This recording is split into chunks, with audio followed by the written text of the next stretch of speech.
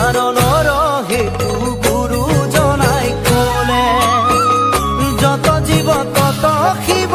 ইটো চৰাচৰ চৰণে পৰিয়া সবা কৰিবা প্ৰণাম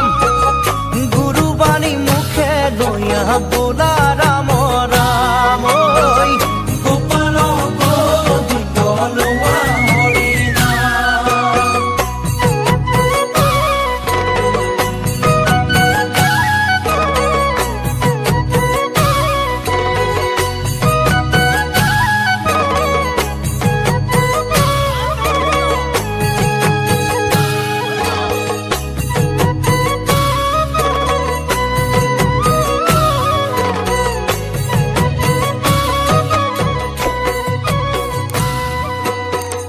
হৰিভক্ত এক জাতি নাই ভেদা ভেদ